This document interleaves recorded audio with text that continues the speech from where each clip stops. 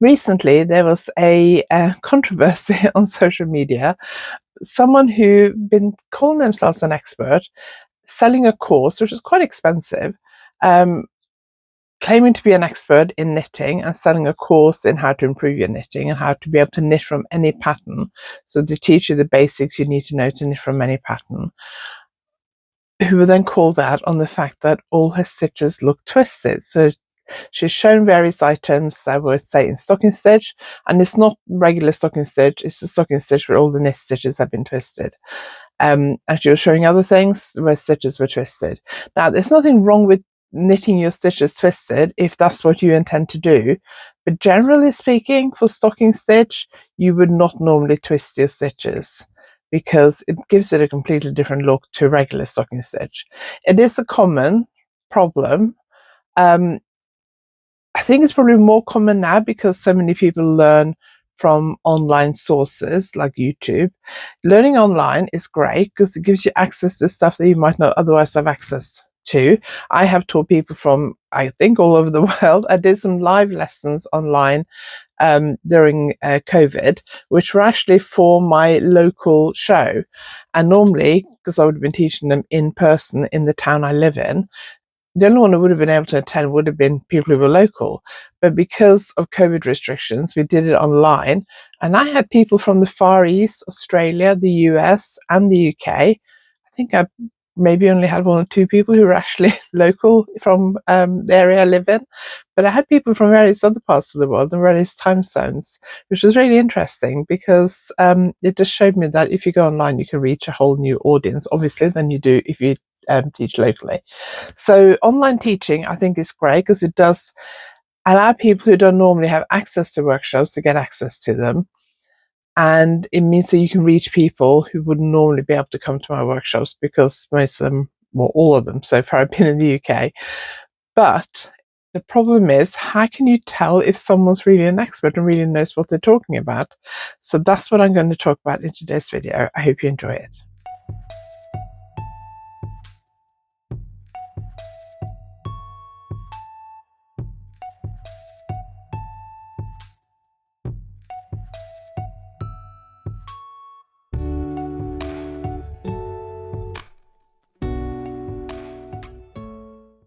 If you're new here, my name is Anniken. I design knitting patterns. I teach knitting workshops online and in person, and I sell yarn through our website, YarnAddict.co.uk. If you like this video, please give it a thumbs up, and if you haven't subscribed yet, please consider subscribing. Also, please check the notes below this video and sign up to my newsletter because I do send out a newsletter once a week. You can unsubscribe at any time if you decide you don't like them, but they do have news of what I'm up to, where I'm teaching, any special offers, new patterns, new magazine designs, new videos, all that kind of stuff. At the moment, I'm filming this in the middle of June, but I don't actually know when this video will be on YouTube because I'm filming a few videos this week and next week before I head back to Norway to then release over the next month or so. So it may be out the week after I film it. It may not be out for 3 or 4 weeks. So at the moment, in the description below this video, you can find a link to my website. I have some yarns that have been reduced in price, reduced to clear, basically. Some Shopper yarns and some Mandels Uruguay yarns. If this video goes out while I'm in Norway, then my website will be closed, but there'll be a notice on the front page of my website and the main shop page of my website saying when it'll reopen. If I'm here, then it'll obviously be open, but that'll be linked below. I also have workshops coming up at Knit and Stitch Show at Alexandra Palace in London in October. They are now available to book, so I'll link those below. I'm teaching 4 workshops. Can't remember off the top of my head what they are now. I think it's Continental Knitting, Easy Lace Knitting, and Crochet Circles, I think. But they'll be linked below, so do go and check those out. You can also find links to all my social media, my online courses, and my patterns and everything else on there. So do go and check that out as well. Okay, let's get on with this video. So there's been this controversy recently about a knitter who says she has 20 years of experience knitting and calls herself a knitting skills coach. Her Instagram and Threads bio says, I teach beginners the skills to knit from any pattern. And she has a course teaching you how to knit from any pattern. And it's $67. That's quite expensive for an online course, in my opinion. But I don't follow this lady, but I've seen some of her posts pop up regularly, and I was noticing how often she promotes her course. And I actually scrolled through her profile this morning, and every like third or fourth post, I would say, is promoting her course. I don't know how successful the course is. I don't know how many people have taken it. But then I went to look on her Instagram, because a lot of people have been talking about this lady this week, and I feel kind of sorry for her. But she has set herself as a knitting skills coach, a knitting expert with 20 years experience. And looking at the videos on her Instagram channel, it's obvious that she's knitting every stitch that she shows on those reels that she's uploaded. She's knitting every stitch twisted. And looking at the pictures of some of the projects that she shares, you can see that the stitches have been knitted twisted. So somebody pointed this out, and I can't remember what the answer was, but somebody did point this out to her, and she carries on promoting it, and she's using the same pictures. Look through her posts enough to find out what the comment from when somebody pointed it out and what her reply was. But what I read for another post was that, yes, she was knitting twisted, and it didn't really matter because her course was still good or whatever. So I didn't go through her profile enough to actually read all the replies and stuff to see where somebody pointed out that she knitted twisted her stitches, and I didn't bother looking to see what her reply was. But there's been a lot of discourse about this, and it's led to a lot of people posting pictures of their knitting saying, oh, my stitch is twisted. A lot of people are obviously now doubting themselves, especially if they're self-taught. Some of the pictures I've seen, people have been saying, oh, my stitch is twisted. Some of them, they were twisted. Most of them, they were not. I have been teaching for about 20 years now. During that time, I've been teaching a lot. Like, it started with just maybe 2, 3, 4 workshops a year. And then probably at the busiest before COVID, I was probably teaching, I think one year, I think I was teaching like 40 workshops, which is a lot. In-person workshops, full-day workshops, which is a lot. At the moment, I'm teaching slightly less because I keep going off to Norway to look after my parents. I don't know if this person has any actual in-person teaching experience. I think it's really useful to teach things in person before you teach them online, because when you teach things in person, you can gauge the response from your students. You can see what they react to. You can see what they struggle with. I am quite an experienced knitter. I've been knitting most of my life. I don't remember learning to knit, and my mum don't remember teaching me to knit. She was always knitting when I was growing up, and she said I just picked it up and started knitting. I'm sure she must have actually sat me down and taught me at some point, but I'm pretty sure I remember that I knew how to knit before I started school. When I was at school in Norway, we started school at 7, so it'll be 50 years ago this August that I started school, because I'll be 57 in August. So my guess is that I've been knitting for around 50 years, give or take a couple of years. My earliest kind of memories of what I was knitting is from being a teenager. I don't remember what I knitted when I was primary school, but I'm pretty sure I knew how to knit. Anyway, I knitted a lot as a teenager and in my early 20s, then I stopped for a few years, and then I got back into it in my 30s. Before I started knitting again in my 30s, I would say I was experienced. I was quite good at knitting, but I didn't have a very wide repertoire of the stuff I knitted. I would make up some simple patterns or simple garments for myself because I didn't like following patterns.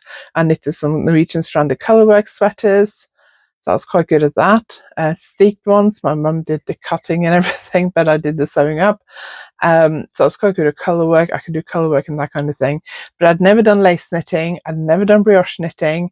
I don't think I've ever done cables. It was just like stocking stitch, garter stitch, ribs, or stranded colorwork, because that's what I was exposed to as a teenager and in my early 20s. Then when I started knitting again, I came across a lace pattern in a magazine.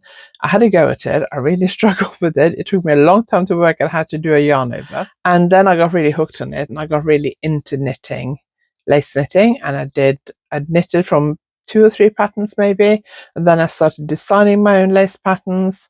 I got back into sock knitting. I'd knitted socks as a teenager and hated it. I got back into sock knitting. Then I very quickly started designing socks, and then I taught myself how to knit cables. I did more color work. I tried intarsia. I eventually tried brioche knitting, and things have just spiraled from there. And I've been learning techniques and then teaching them.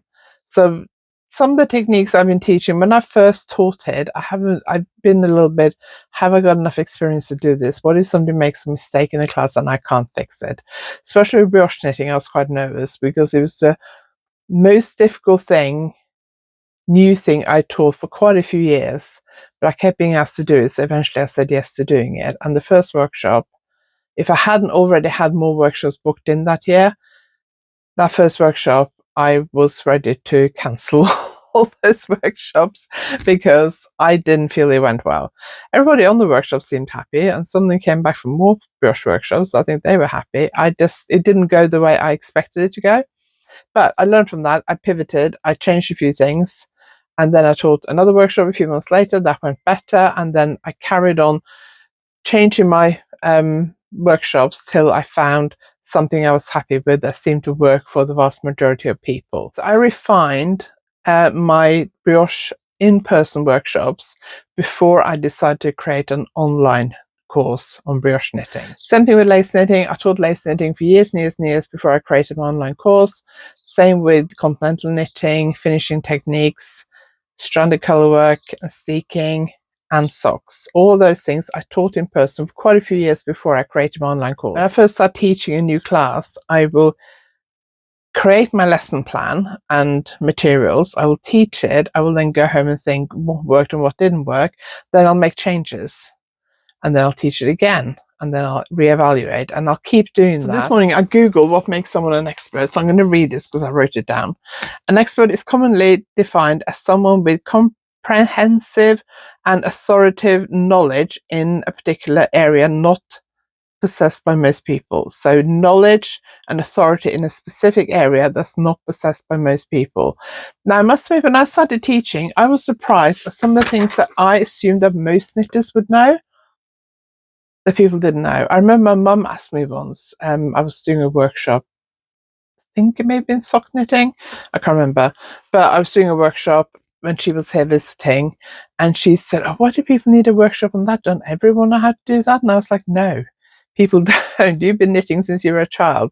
You grew up in a country where you had to knit warm things to stay warm in the winter, like socks, scarves, hats, gloves, mittens, whatever, sweaters. Most people haven't grown up with that. And I think that came as a surprise to me because there are things that I take for granted when I started teaching that I realized that most knitters didn't know. Things like how to read your knitting. I see posts regularly on Reddit, on the knitting Reddit, about have I made a mistake? Have I dropped a stitch? Am I twisting my stitches? There's certain questions, basic questions that come again and again and again on a regular basis. And it's probably from people who are self-taught by watching online videos. If you want to learn something new these days, it's probably the easiest thing to do is to go on YouTube and find a video showing you how to do it. The problem with videos is that you can try and copy what the teacher is doing on screen, but you don't have anyone watching you and telling you whether you're doing it right or wrong. One of the things I noticed quite quickly was that a lot of people don't know how to read their knitting. Obviously, when you first learn to knit, you won't know that, but it was something that I assumed that most people just learned automatically when they got into knitting, because I don't remember learning those things, something I've always known. And I realized a lot of people don't know how to learn their knitting. So I would say the number one thing you need to do when you learn to knit is to notice what you're doing. So if you're knitting, what does that look like below your needles? On the side you're on, but also if you turn it over, what does it look like on the other side? That kind of thing. What actually happens when you cross stitches to do a cable, for example, or you do lace knitting. Look at what's happening so you learn to actually read your knitting and recognize what things are supposed to look like and what they look like if they're wrong. So you can't learn to spot your mistakes if you don't know what it's supposed to look like. And learning to read your knitting is the most important thing from that point of view. Many years ago, probably like 15 years ago, I'm not sure, I designed some garments for a yarn company. And one of them had sleeves that were knitted from the top down. So you knitted the body and joined the shoulders, and then you picked the stitches around the armhole and knitted the sleeves from the top down. And at the time, I had only recently learned how to do that. I'd used it for a few samples, but not lots. And it probably wasn't a very common technique at the time. Top-down knitting wasn't that popular in the UK at the time. A lot of people are still very traditional in that they were knitting everything in pieces from the bottom up and then sewing it together. So I knew that this was an unusual technique. I described it in my design submissions. When I submit designs to a young company or magazine, I will I'll knit a swatch, do a sketch, write up a blurb about the design, about the features, the construction methods, all that kind of stuff was pointed out. I don't know if the person commissioning for the young company actually knew how to knit. Anyway, I knitted the samples and sent them off, and then they got one of their experienced sample knitter to knit some more samples so they could send out to yarn shops to promote the yarn.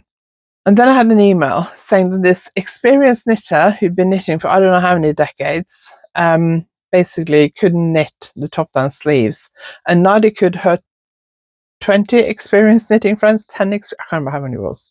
She said, basically the email I had from the yarn company said, our very experienced knitter has been knitting for X number of years. I got a feeling it was like 20 or something. Might have been 40, who knows. That she couldn't work out how to do these top-down sleeves, and neither could any of the knitters from her knitting group. There were quite a few of them, and they were all very experienced knitters. Now, you can be an expert in one thing and not in something else. You can be an expert in lace knitting or stranded colourwork or brioche knitting and not be an expert in everything else. Just because you call yourself a knitting expert doesn't necessarily mean you're an expert in everything to do with knitting, unless you really do have that expertise and you've done a lot of different types of knitting things. When I first started designing, I would probably say I was quite experienced, very good at stranded colourwork, but I was a beginner at lace knitting and cable knitting. When I first got back into brioche knitting, I dabbled in a few times, didn't really click with me, and then I think it was 2020, I decided I was going to really get my head around brioche knitting, and then I really enjoyed it. But I wasn't an expert at it when I first started doing it. Now, because I've designed multiple brioche patterns and I've knitted lots of brioche and I've taught lots of brioche, I would now call myself an expert. But 6 years ago, I wasn't calling myself an expert brioche knitting teacher, but I would say I am now. Now, somebody might say, well, 6 years is not that much experience, but I have taught quite a lot of knitters how to knit brioche successfully in that time. I've designed several brioche patterns. So I think I am an expert in it now. I don't think it's the number of years you have done something. I think it's how deep you go into the subject and the knowledge you have around that makes you an expert. So when I was a teenager, I learned to ride horses. I was a very keen horse rider as a teenager. I learned to ride horses. I practiced for a bit. I thought, I'm experienced now. I know what I'm doing. I can ride, I can walk, trot, canter, jump. I was jumping some slightly bigger jumps. I was doing a bit of dressage. I was going out hacking, galloping through fields and through the woods. And I thought I was a fairly experienced rider because I wasn't falling off all the time. I was quite good. I knew what I was doing. The young girls at the stables looked up to me. I was allowed to help out with the younger kids at the stables and help out in lessons and things and go as a back marker on hacks and that kind of thing. So I thought, I know what I'm doing. And then I learned more. And then I realized how much I didn't know. I realized that, yes, I can jump over some smaller jumps, but when they get bigger, I'm terrified. I realized that I could do some basic dressage riding, but the more advanced moves, I had no idea how to do. And I think that's the thing with experience. The more experience you become at something, the more you realize how much there is to learn and how much knowledge you actually lack. And I think that's when you become a real expert, when you know what you know and you know what you don't know. Like there's certain things, if I'm asked to teach a subject, I will say, no, I'm not comfortable teaching that because I know I won't do a very good job because I haven't got the knowledge, deep enough knowledge to teach that subject. Whereas there's other things when I think, yeah, I've got quite a lot of experience and knowledge about that, I can teach that subject. So I do think what you know and how much you know is more important than how long you've been doing something for. I think having done something for a set number of years doesn't make you an expert. So how do you prove that you're an expert, or how do you prove that somebody else is an expert? If you're looking for an online course because you can't get to in-person courses where you live, or it doesn't fit in with your lifestyle, your health, your limitations, family circumstances, whatever it is, how can you tell if someone's an expert? Obviously, reviews on their website can be very good. I haven't got a way of collecting reviews on my website. Occasionally, when I promote my online courses and stuff online, I will get somebody comments saying, "Oh, I did this course and it's brilliant, blah, blah, blah." But I really need to set up like a review thing on my website. It's just having the time to do that at the moment. Years of experience isn't necessarily, as I said, a sign of how experienced someone actually are. Like, I've been knitting for 50 years. Let's say it's 50 years. I'm quite an experienced knitter and I know a lot about lots of different things. So I would say I'm an expert knitter, but I don't think everyone who's been knitting for 50 years is an expert knitter. I also have a lot of design experience. I've designed self-published patterns, plus I've designed for other people. I've contributed to loads of magazines both here and in the US, and even to a couple of German magazines. And I've designed for yarn companies. My patterns have been translated into German, French, Swedish, I think. I did some patterns for Artisana for a few years, a long time ago, and their patterns were translated into various languages. And I have contributed to loads of books. I've written 2 books on my own. I have taught loads of workshops. I've been teaching workshops for 20 years. I've been teaching in loads of different yarn shops. Most of those I've been back multiple times to teach workshops. I have a lot of in-person experience and I teach at a lot of shows, and I wouldn't be asked back to teach at shows and in yarn shops if I wasn't good at what I do. And I wouldn't be repeatedly commissioned by magazines to design patterns if I wasn't good at what I do. Now, being a good designer, being a good teacher are not the same thing. They're 2 completely different skill sets. And there are loads of designers who are probably very good at designing but can't teach, and vice versa. But I think to help you determine who's an expert, look at what they've gotten reviews. Look at if they have videos on social media showing how to do things. Like, if you're not sure that I know what I'm talking about, look at some of my YouTube videos, my tutorials, and judge me from that. Now, I must admit, some of my older YouTube tutorials I would like to replace, because some of them I don't sound very confident. I think that's because I wasn't confident filming, because filming and talking on camera, and especially listening to yourself and editing yourself, is awful. I think I'm more natural on camera now because I've got a lot more experience, and I think I'm better at filming tutorials now. I have better equipment, better lights, I'm better at editing. And looking back at some of my older tutorials, I think, oh, I sound really stilted, or the filming isn't very good quality. But I do know my subject. So that is also where you can look out for what these people are, this person is showing online. So going back to the person I talked about at the beginning, I specifically haven't named them, and please don't name this person in the comments, because I don't want to. It's not about her as such. It's just about people like her who think they're experts. So I don't want to name and shame anyone. But I looked at her Instagram and she has loads of videos in there. It's basically all videos, I think, at least the first few rows. And they're all showing her knitting stitches. The stitches are sitting on her needle with the leading leg at the back, and she's knitting it through the loop that's at the front of the needle. So I'm not going to go into detail about that, but basically you need to knit your stitch or purl your stitch through the leading leg, whether that leading leg is at the front of the needle or at the back of the needle. That doesn't matter, but you have to know which leg to knit and pull through in order to not make stitches twisted. A lot of people are saying my stitch is sitting twisted on the needle. It's not really. It's the way it sits on the needle is irrelevant. It's the way you knit it that's the problem. So a lot of people, when they unpick, will end up with all their stitches sitting what a lot of people call twisted, but they're not twisted. They're just sitting the opposite way to where you would normally have them if you are a Western knitter, i.e. you knit Western English style or Western continental style. There are some Eastern knitting styles that deliberately, the way they wrap the yarn around the needle specifically for the purl stitch, will make the stitch sit with the leading leg at the back. So you need to knit or purl it through the back leg, whereas the way I knit, the leading leg is at the front, and so I knit and purl through the front leg, unless I do want to twist it. There are some cases where you do want to twist your stitch. Very quick explanation there. If every video on your social media shows you twisting the stitch when you're knitting it, and you're clearly doing just plain stocking stitch, then I'm going to assume you don't know what you're doing and you're doing it wrong. So then I think you're obviously not an expert, but if you're a new knitter, which this course is aimed at new knitters, you obviously don't know to look for that, and you may not recognize that, and that's a problem. Anyway, if you want to check out my online courses or any of my in-person courses, look below this video. There's a page on my website that has all my in-person and online courses linked. There will be new courses up for the autumn very soon. They may already be there by the time this video goes live. I don't know. I'm teaching at Black Sheep Balls this autumn, Knit and Stitch Show in Harrogate, and Alexandra Palace in London, and I'm teaching at Yarndale. But most of those workshops are not available for booking at the time of filming, but they will be soon.